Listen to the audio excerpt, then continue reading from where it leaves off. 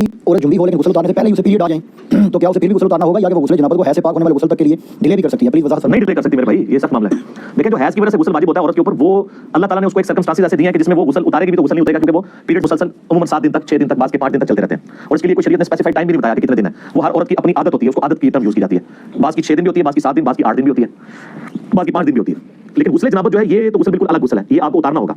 अगर हैज की हालत में जुनबी वाला मामला हो गया किसी भी वजह से, वैसे तो हैज की हालत में मर्द औरत का आपस में इज़्वाजी ताल्लुक हराम है।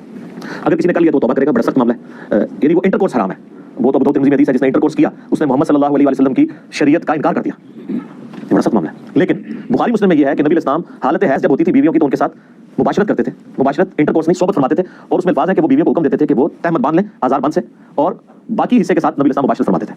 अगर उसमें कोई औरत इस एक्सट्रीम पे पहुंचती है कि उस पर गुस्ल फर्ज हो जाता है जुनबी होने की वजह से, तो ऐसी औरत फिर गुस्ल जनाबत जरूर उतारेगी। हैज वाला गुस्ल, वो ज़ाहिर है हैज वाला गुस्ल वाजिब भी उस वक्त होता है जब वो पाक होती है, उससे पहले तो वाजिब नहीं होता, करेगी तो किसी काम का नहीं, वैसे ना वाला बात है। लेकिन जुनबी वाला गुस्ल उस पर उसी वक्त वाजिब हो गया, वो उसने उतारना है, ये क्रिटिकल इशू है। अब वो ये कह सकते हैं कि नमाज तो कोई नहीं पढ़नी, नमाज के अलावा भी तो हमने जुनबी तो नहीं रहना। और अमूमन आप देखते हैं इस तरह हालत में औरतों के ऊपर जिन्नात का हमला भी हो जाता है, बाज़ वो कहते हैं शयातीन का हमला हो गया, जादू हो गया। अगर आप नापाकी की हालत में मुसलसल रहेंगे और फिर कोई असगार भी नहीं करेंगे तो हमला तो होगा। आप तो ये बड़ी अच्छी ग्राउंड प्रोवाइड कर रहे हैं जिन्नात को क्या है, इसलिए सुबह शाम के असगार जो है वो जुनबी ने भी जनाबत की हालत में भी करने हैं और हैज़ वाली औरत ने भी करने हैं, सिवाय कुरान पाक की तिलावत के। क्योंकि मौला अली का कौल है जामे तिरमिज़ी में कि नबी इस्लाम को हालत जनाबत के सिवा कोई हालत कुरान पढ़ने से माने नहीं होती थी। लेकिन ये जो हैज़ वाला का मामला है ये भी हुक्मी इजाज़त है, जिस तरह के जुनबी होना हुक्मी इजाज़त है, ये हकीकी इजाज़त नहीं है। वो खून तो नापाक है ही है, लेकिन इसकी ऐसे कोई औरत प्लीज नहीं होगी कि वो बच्चे को दूध नहीं पिला सकती, हंडिया नहीं पका सकती। लोग कहते हैं ना जी ये नहीं कर सकती, नहीं। बुखारी मुस्लिम में हदीस है, अम्मा आयशा कहती हैं कि नबी इस्लाम हालत हैज़ में अपनी बीवियों की गोद में सर रख के कुरान पढ़ लिया करते थे। ठीक है, किस लेवल तक? फिर मुस्लिम में हदीस है, अम्मा आयशा कहती हैं नबी इस्लाम ने मस्जिद में से मुझे चटाई मांगी तो मैंने उस खिड़की में से हुजरे की, तो मैंने कहा कि मैं तो हैज़ में हूं, तो आप इस्लाम ने फरमाया कि हैज़ तेरे हाथों में तो नहीं घुसा हुआ। ठीक है, तो वो बाकी मामला तो लेके चलें। हत्ता कि बुखारी मुस्लिम में हदीस है, हज़रत अबू हुरैरा कहते हैं कि रज़ियल्लाहु अन्हु, एक दिन मैं घर से निकला तो नबी इस्लाम मुझे रास्ते में मिल गए, तो आप मुझसे गुफ्तगू करना शुरू हुए तो मैं चुप करके पीछे खिसक सकता निकल गया। गुस्ल करके वापस आया और मैं अबू हुरैरा किधर गए थे? कहा मैं नापाक था तो मैं गुस्ल करने गया था, जुनबी था। आप मैं मोमिन तो कभी नापाक नहीं होता। यानी ये गुस्ल जनाबत हुक्मी इजाज़त है, हकीकी इजाज़त नहीं है, लेकिन इसको भी उतारना जरूरी है। लेकिन इतना डिले ना किया जाए कि अगली नमाज का वक्त आ जाए आम हालत में। वो तो आयशा की तिरमिज़ी में हदीस है ना बड़ी जबरदस्त। एक शख्स ने आके पूछा कि अम्मा बताइए कि नबी इस्लाम वितर की नमाज इशा के साथ ही पढ़ लेते थे या आखिर वक्त में पढ़ते थे? उनका बेटा कभी साथ ही पढ़ लेते थे और कभी आखिर वक्त में पढ़ते थे। उसने कहा अल्लाहु अकबर, अल्हम्दुलिल्लाह, तमाम तारीफें उस अल्लाह के लिए जिसने दीन में इतनी वसअत रखी है। फिर उसने कहा कि अम्मा ये बताइए कि नबी इस्लाम तहज्जुद की रात की नमाज बुलंद आवाज में पढ़ते थे, आहिस्ता आवाज में? उनका बेटा कभी बुलंद आवाज में पढ़ते थे, कभी आहिस्ता आवाज में। उन्होंने फिर नारा बुलंद किया कि उस अल्लाह के लिए तमाम तारीफें जिसने दीन में इतनी आसानी रखी है। फिर उसने कहा कि नबी इस्लाम जो हालत जनाबत का गुस्ल है वो रात को फौरन ही उतार लेते थे या फजर से पहले आखिरी पैर में उतारते थे? उनका कभी फौरन उतार लेते थे और कभी डिले करके फजर के वक्त भी उतार लेते थे, क्योंकि असल मकसद नमाज पढ़ना है ना, अगली नमाज तक गैप ना है। तो उसने कहा अल्लाहु अकबर, तमाम तारीफें उस अल्लाह के लिए जिसने दीन में इतनी आसानी रखी है। एक निसाई में रिवायत है जिसकी सेहत में इख्तिलाफ है और मेरी राय भी उन लोगों के साथ है जो उसे सही समझते हैं कि जिस घर में कुत्ता तस्वीर और जुनबी हो वहां रहमत के फरिश्ते नहीं आते।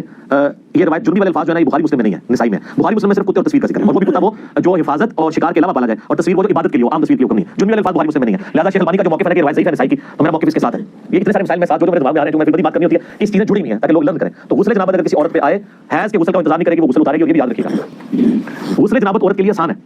बुखारी मुस्लिम में नबी इस्लाम ने इजाजत दिया औरतों को कि वो सर का की चुटियां खोले बगैर भी गुस्ल कर सकती हैं। चुटियां में कितनी गिरा होती है, पानी तो एक जगह नहीं पहुंचेगा। तो आम गुस्ल के लिए हुक्म ये है कि औरत सर पे पानी डाले ऊपर ऊपर जितना रह जाए तो उसका गुस्ल हो जाएगा। लेकिन जो हैज़ गुस्ल है ना वो महीने में एक दफा मुश्किल गुस्ल है, उसमें नबी इस्लाम ने हुक्म दिया बुखारी मुस्लिम में आता है कि बाल खोल के औरत गुस्ल करे। आम जो औरत का गुस्ल है उसमें बाल खोलना जरूरी नहीं, खोलती है ठीक है, आजकल तो बड़ी आसानी है, पानी भी खुला डुला, शावर की वजह से खतरा भी नहीं रहता, बाल को बड़ा व्यायाम करते हैं, व्यायाम ना किया करें तो आसानी है।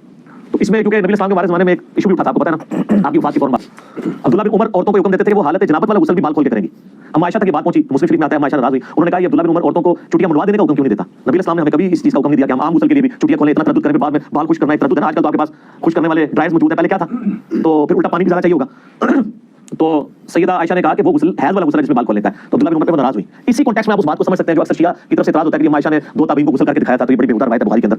सर आप उन हालात और वाक़यात को समझिए, कोई बेहुदगी नहीं है इसके अंदर।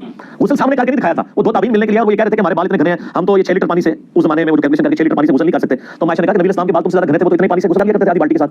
तो उनको यकीन नहीं आ रहा, तो आयशा उनके सामने आधी बाल्टी लेके बाथरूम में गई और वो कहते हैं ये मोटा पर्दा था, उस ज़माने में अटैच बात पर्दे के साथ होते थे, आज भी प्राइवेट इस्तेमाल में आप चले जाएं तो इसी तरह होते को बंदा नजर आ रहा है अंदर से। हम इसको तमाशा बनाया हुआ है, उस पे कोर्ट में केसेस चलते हैं बकायदा, high court, Islamabad high court में खुद ये केसेस, मुझे इसलिए पता है कि ये कितने इसके ऊपर फतवे और 295 सील करने की कोशिश करते हैं।